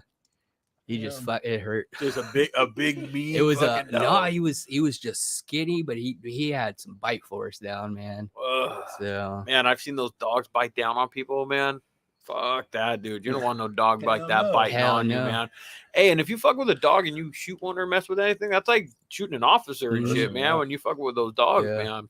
Those dogs are pretty tight, though. Yeah. Those dogs are some smart ass, you know. Oh, yeah. They teach them in like German commands and all that shit, don't they? Yeah, some of them. I mean, most of them that we had were all English, but then you get some random one that was in like trained in either German or Dutch. Oh, so, and you got to talk to it like that and everything too. Mm-hmm. Isn't that a it's trip? Just, I mean, you just learn the basic commands and the language, and you're good. So, but it's a trip that we can even do that, and they're still like. I mean, they learn like tones. So if you go like hit, it'll sit. So, well, this one's pretty good. She's kind of dopey though. Look at her. Attack, right? Yeah, she's definitely not. I'm good. She's all bark. Yeah. Look at But I've never had a boxer. She's the first one, and she's been a real good addition, to the family. They're funny, man. Yeah, they are pretty funny to watch. Actually, they are. I've gone down that rabbit hole also on YouTube of watching boxer shit. Hey, what are you guys riding? You came in. Yours is a 2002. Yeah, 2002 Street Glide, Electric Glide, what? Ultra Glide Classic. Ultra Glide Classic. FLHTCUI. Jeez. Holy LGBTQ ABCD4. None of that, but First 5 or 6. Yeah. You're looking at parts like, what the fuck do I got, man? Are you the original owner? No, I am not the original owner, so I can't claim that. But I can't claim that paint. But I've got plenty. So 88. 88. It's an 88 inch stock. 5-speed. I've already. Did you change the cam chain tensioners on that? Yeah. Okay. I did when I first got it. I don't want boom on you. I don't want kaboom on you. I did all that little stuff, but since then I went to Laughlin 3 years ago. I got heads ported ready. I got cams already ready to go. So nice. I'm going to break it down. So paint it, get down the motor, and paint it, and yeah. You know what sucks is now he knows what it takes to do a bagger. Yeah, exactly. I was like, wait a minute now, fucking hey, and I got it's a lot of that's shit. what sucks. I know the only person that benefited from you painting a bagger first is the guy that painted. That's the only person, because after that you're gonna be like, nope. I've painted a bagger. I'm the last bagger, man. Yeah, I got it, man. I'll take care. Do you have an idea yet of colors or anything? Colors, yes. Okay. That copper that I have. Okay. I've always liked it. Even though it's kind of an old school look, I bought it like that. And I had a front fender that was like that, but fender got fucked up hitting divots in the Caltrans highway. Almost like it looks. I mean, it was a little dark and shit, but I can see it. I can still see it under the lights. Yeah. I think the best way to describe it, correct me if I'm wrong, but what I saw, what people might be able to see is like if you see like in an elevator where it's like a machine fucking kind of like somebody took a grinder to it and then made like swirls and then put candy paint over and then it. It's like what kind of candy is it? Like a root beer? It looks tangerine. Tangerine. Okay, yeah. So the owner that had before me, tangerine, and I just saw that on the saddlebag lids. Was it anywhere else? Just on the tank and the fender. Okay. But and that's it. But I still, when I clean it up and wax it, it hits. Yeah. So I'm cool with it. I that's what drawed me to it, because everything else is not. How long have you had it now? Oh fuck, man! I've had it for probably 13, so probably 15 years. Oh shit. Yeah. Oh, and like you said, you always, where's the hobby start? I mean, I'm putting money in, but I'm cool with it. But when I do the engine, break it all down, all the tins, my suitcase in the back, my extension, and so and whatever he wants to do. Yeah, he knows the colors I want. We got some ideas. I already got the paint. Yeah, I'm ready to go whenever he's ready. Yeah. So I've said it on the podcast before, man. My advice when you do paint is just give them the colors, and give them like one or two don'ts. Don't do flames or don't do skulls, whatever. I don't know, whatever your thing is, and that's it. Yeah. Well, I already got an idea what he likes, so I'll incorporate a little bit of my style with that, and then won't be no flames. It won't no flames. No flames. Maybe a skull if you wanted You're to. Not a flame. You're not a flame guy. I do want to do flames, so if anybody wants to do flames, hit me up. I actually on my paint, I saw you kind of looking at it a little bit before. I was on my paint. I kind of gave the guy the general concept. I was like, I want a panel ish. Other than that, I want these colors. And kind of do your thing. I don't think that I told him anything about flames, but he did call me. He's like, "Can I do flames?" And I wouldn't say I've never been a fan of flames, just not a fan of flames on my stuff. Yeah. But I've always admired a really nice flame job. Yeah. And he's like, "Can I do flames?" I'm like, and I was a little bit the paint was not a tribute to my dad, but there's a part of it that was in there for my dad. The 1419 that's on the side covers. That's the day that my old man passed. Okay. So like there was a little bit of a splash for my dad in there. And I was like, you know what? My old man did like flames. Like he fucking loved, like he always had flames on his t-shirts and all, like, on his long sleeves and all that shit. And I'm like, you know what? do some flames on there, man. Go for it. Right Because the painter really liked doing flames. And I'm like, go for it, man. Yeah, go for it. And when he gave it back to me, I'm like, I'm so glad I told you to do flames. Like, I'm so glad you convinced me to do that, man. Because it's letting the painter kind of like do his thing. Even though I was a little bit like apprehensive about it, he saw what he wanted to paint and what he thought would look good in the paint. Yeah. And that's what I ultimately, in that case, kind of let go of and go, yeah, do some flames. Yeah, that's, that you have to give the creativity to the guy. I've, you want your paint job. I'm sure you want your paint job, but look, tits. I've turned people away too because they're like, I want this done. And it's like, okay, I'm just painting your idea and it's going to have nothing about me in this. I don't really want to do it. I feel you. Yeah. You want to have your signature on that paint I want job. it to look like something that I did, recognizable. Like, oh yeah, that looks like something that he did. That looks like an Evil One Customs paint job. I was going to ask you that, by the way, where I am a person on names. I feel like a name is important.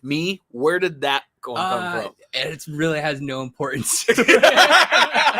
Well, what's important to me isn't always important to everybody else. So what's funny is I typed it in, on your Instagram, like what questions you'll be asking. I'm like, ask how you got. Oh, you did? I did. No, then I deleted that. I deleted it. Like, you know what? I asked another question. Like, honestly, I like horror movies and stuff. So it came from that. Okay. So, well, there's a tie there. Like there usually is a tie to a name, and somehow I'm more of the name is important when it comes to like a branding thing or whatever. Like, I don't know, it's got to like grab you. I feel like because a name's got to kind of do one thing, but everything was just taken. Honestly, trigger happy paint. Hey, Evil 01, Evil 1, Evil 2. I was like, oh, let me do like trigger happy something because of the military, and I'm like 3 people have trigger happy something. I'm like, oh man. I was like, all right. Hey, sometimes it just works out that way, And now it fits though. Now it works perfect. What's because this and the branding are very similar. Am I correct? It came from. When I say this, I mean for those that are listening. So it's the neck tag. Death Head Moth. Just Silence of the Lambs. Is that what it's from? Yeah. Okay. Yep. I had somebody make my design. I kind of gave them the concept for it. And they did their own thing on it, and it came out badass. That's dope. But yeah, it was just Silence of the Lamb. That's where I kind of want to do some more like merchandise stuff too. That's oriented towards different horror themes and stuff like that. Just because I love horror movies. Really? Yeah. From a young age? Yeah, I love them. Yeah. My wife is. I mean, I watched them. I remember watching like Chucky and Leprechaun. And I don't know, some of those, Child's Play. Yeah. I remember watching that shit. Yeah. But my wife is like so anti anything scary. Yeah. Anything scary. So I never get to watch them. But there were some movies when I was younger that I would jump. And do you jump? Do you get scared or? I'm sure there's moments, they're designed to do that. Well, yeah. So what is it? You know what? The one, thinking back as a kid too is like when Blair Witch first came out, man. That thing was all jumpy. Dude, that was a huge hit. Yeah, that was all jumpy. So favorite horror movie then? Silence of the Lambs. Silence of the Lambs? Yeah. For sure. What year did that come out in? Shit, that was before me. Probably. Before you? Yeah. I don't know. No, that was it was early I would say late 80s, early 90s. Silence. Yeah, I think 91. So okay, okay, there you go. See, late 80s, early 90s. So I was 91. What was I? I was a young buck of 9 years old. I was a young 5 years old. Yeah, you were 5 years old. Yeah. Well, why? What about it? It's just very well done. Just a good movie. Just a good movie. Yeah. Exorcist, any of those? Like, do you? Yeah, Exorcist is good. Yeah. I never they did too many of them though. Yeah, do one and then be done with it. Jason, are you a Jason Freddy Jason's Krueger always a fan? classic. Freddy Krueger is always a classic. Yeah. Jason was always. I think good. some of the newer ones that they've done are kind of weird, cheesy, but yeah. Texas Chainsaw Massacre. Texas Chainsaw. Anything Rob Zombie is badass. Yeah, that's a whole genre of fucking movies, man. I've watched it. Are you a movie buff at all? Or No, I like just movies, that stuff. Yeah. I like if I'm gonna watch a movie, like I like a good like heist movie. Like Italian Job or like, I don't know, like that's the first one that comes to mind. There's or like Casino, shit like that, Reservoir Dogs, shit like that. I like good gangster and kind of like heist movies and shit. Or I was just watching the Godfather trilogy again. Oh, I need it's been so long since I fucking thrown that one in. I need to throw that in. But you need to make some time for that shit, man. That's a whole that's a whole DVD set, That's like a season of shit, man. So, well, Chris, fucking, it was we've wrapped up and we've talked a lot of fucking shit, man. Yeah. I appreciate you kind of rolling down, man, and bringing a guest down and shit, man.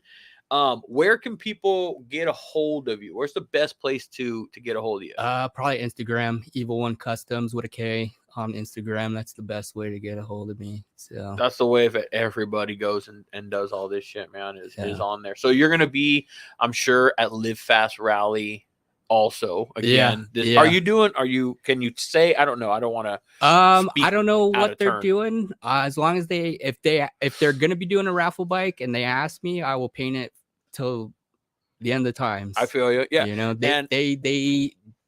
I mean, it all goes back to the Band of Brothers. So actually, see that one right there behind you? Yeah. Dave and I were talking. Yeah, that diner right there.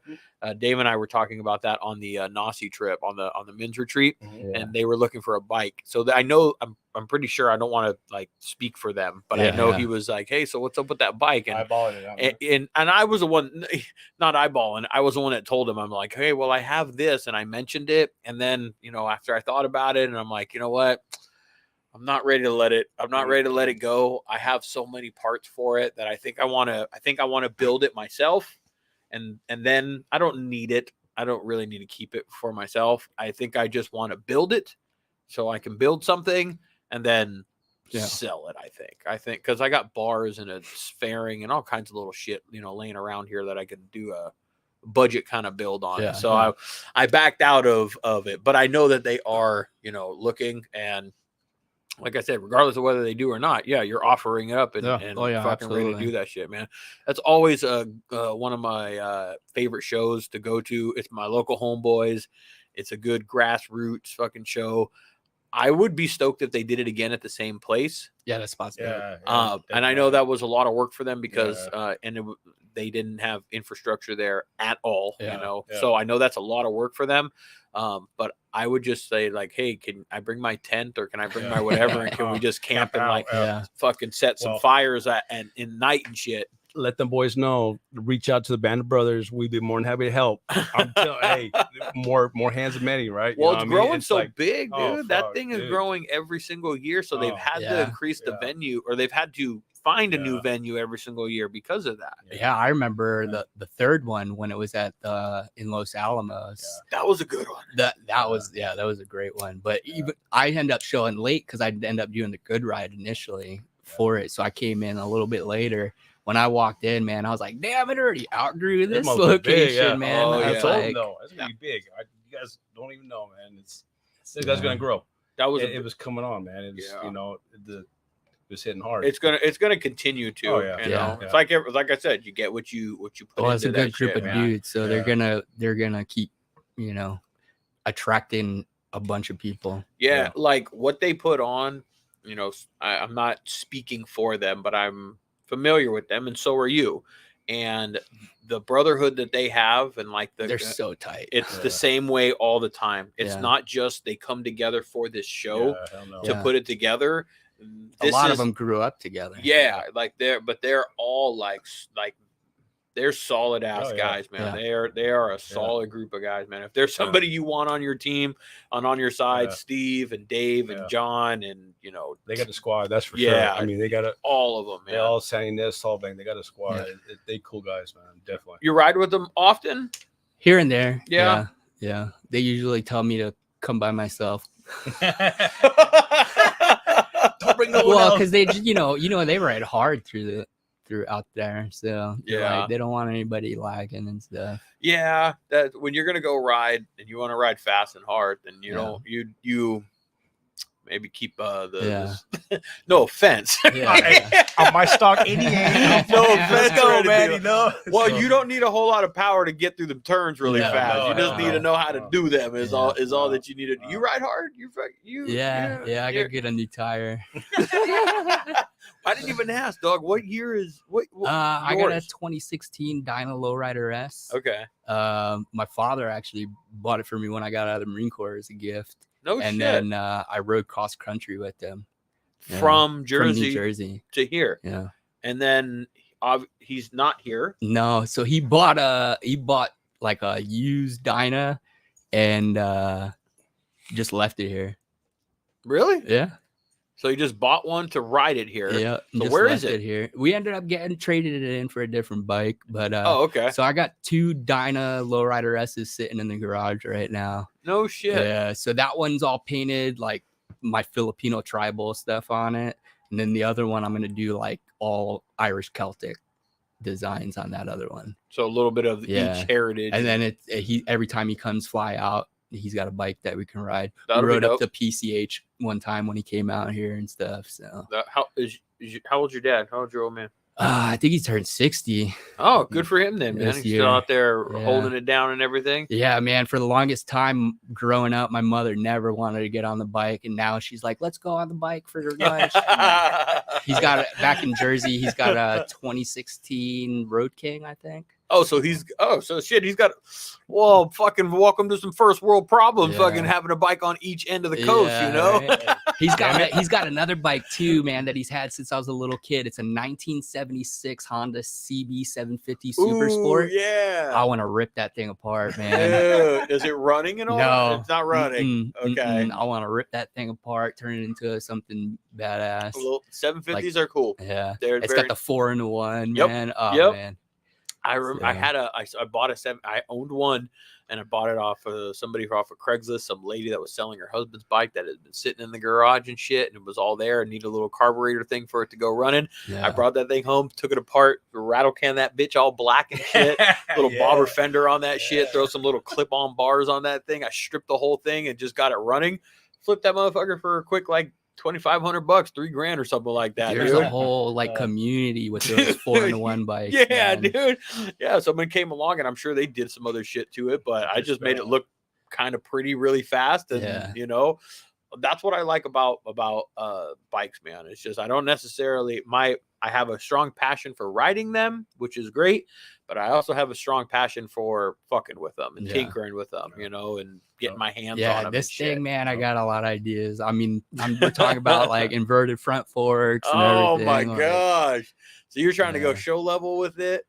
No, I mean, if you I guess so. I guess you could put it in shows, but I mean, I just want to go all blacked out on this thing and all blacked out with the chrome engine and stuff. On this one right here. No. I'm on my dad's Super Sport. Gotcha. Yeah. And this one right here, what are you doing with it? What's your plans with it? I don't really want to touch the motor too much. I mean, I got exhaust intake on it. I don't want to touch the motor too much because I ride that thing far. I mean, I rode that thing out solo and back to Sturgis this year. Right on. With a backpack on there. Fuck yeah. So, and the way back to you, I did like 900 miles on the first night, just so that the second night it was like just 400 miles. So cruising on it. I'm trying to I'll invite you, but I'm putting it out there now. I want to do a 1K in a day. Yeah. Have you considered one, done one? Oh man, I need to get a pad for that little saddleman seat. But I'd be super down for it. Yeah. I just need it's the last one that I did. Actually I got the certificate. I just found it the other day. It was sitting in an envelope for so long. I finally hung it up maybe a couple of months ago. But when was it? I can't remember. It was in 20. It was when all the pandemic shit was going COVID on. Shit? Yeah. Yep. It was in July of 20. Yeah. So all the pandemic shit, everything was fucking closed. So it was like, what's the best thing we can do? Let's fucking ride. Everything's closed. Let's just go fucking ride. Yeah. And so we did it during that time. And we did it. We left at like 4 a.m. and we could have made better time, to be honest. But we also like chilled a little bit at some spots and I wouldn't say took our time, but we could have been faster at stops, you know. But we left at 4 a.m. and I was back in my bed at fucking 11 o'clock at night. So it was, out and back. Yeah, Okay, yeah, it was like, so it was a Yeah. full day of fucking riding. Oh. That, I mean, but that's what we knew we set out to do. Was yeah. But it was literally just a full day of fucking riding from Yeah. 4 to 11 o'clock, and we made pit stops, had some lunch and shit like that along the way, and we definitely took more of a scenic route where if we would have just took more of a, you know, let's just do this and say we did it type thing, that we definitely could have done it faster. So it's easily doable in like 15 hours, 16 hours, just early in the morning. Back sleeping in your bed at night, and you get to see some cool shit along the way. So I've been thinking about doing another one, and for that reason, because you know, I got little ones and stuff like that, and as much as I like to get out on the road and be away and all that shit, I also want to be home, and I don't want to be gone for a whole fucking long. But if I can be gone for one day and do 1,000 miles, sounds like sounds like a pretty good time to me. You know? Challenge me. What's the farthest you guys have ridden in one, I guess, stretch? Yeah, like on the way back from Sturgis, it was like 900 something miles. Oh, you were right there then. Yeah. How long did it take you? I don't know. I don't remember, honestly. We left Buffalo Chip pretty late, and then got in around like 10 o'clock at night. And my buddy was trailering his bike because he's an old vet. His back's all fucked up, so he can't ride that far. So I got in to the hotel in Beaver, Utah at like 10 o'clock, and then he showed up like an hour later with his trailer. So I wasn't trying to go any further. It was dark out there, man. Yeah. It's dark, dude. You're just cruising. And I was going, and you just can't see anything. So I'm like, just whatever you. And I had my dark visor on too, so I had that thing fucking flipped up, and then fucking wind blasting me in the face. I'm like, yeah, let's go. Let's go. I finally bought a good helmet. I bought a Shoei. I finally bought something nice, man. And it's quiet. It's quiet. It's got that clear visor, and it's got this little drop down thing that drops down in it or something.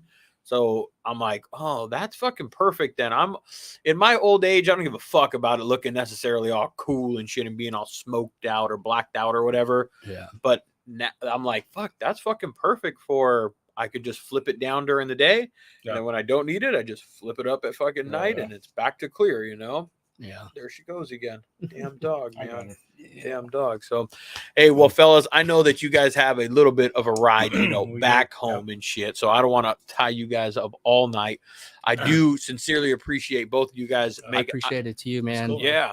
You know, I'm appreciative of you letting me come on this platform and talk, and all the other people too that have given me opportunities along the way. So everybody, you know, like I'm super grateful. Such a short period of time. I got to paint for some pretty badass people so far. So right on, thanks to everybody. Yeah. Well, the work speaks for itself sometimes, man. Sometimes you just have to let the work speak for itself. And I think that's what's, that's why things are happening for you the way that they are. So kudos to you and your accolades in that sense, man. Appreciate it. Yeah, for sure. Keep slaying them, keep banging them out and shit, man. I mean, like you said, you're still trying to find your kind of rhythm or your style or whatever it may be, you know. So if that's what if what we're seeing is not even finding the rhythm, watch out, boys. You know, get out the way, you know. You still got a long fucking ways to go, man. So keep looking at it out there. It's going to be, you'll see the paint out there. You need a helmet, hit him up. Yeah, you know, if you need a paint job, hit him up.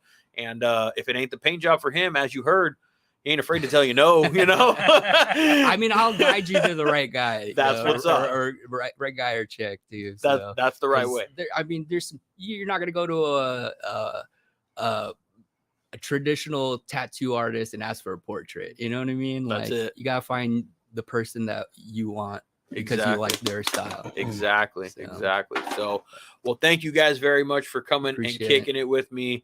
It's always, like I said, meaningful to sit down eye to eye and look at the people I'm talking to, you know, square in the face and stuff. It's a way better conversation. And then I like opening up my house and shit to people, man. It's good to break bread and have some beers and shit with you guys. So thank you guys very much. Appreciate it. All right. Thank you, man. All right, guys. Later. Appreciate it, Ray. Later, guys. Later. Right on. All right. Well, that was fucking great, man. You guys fucking that was cool. Had I hope you had a good fucking time. Yeah, later, YouTube. Man. Later, fuckers. I didn't tell you guys bye. Later, we're out. End of the podcast. We're out.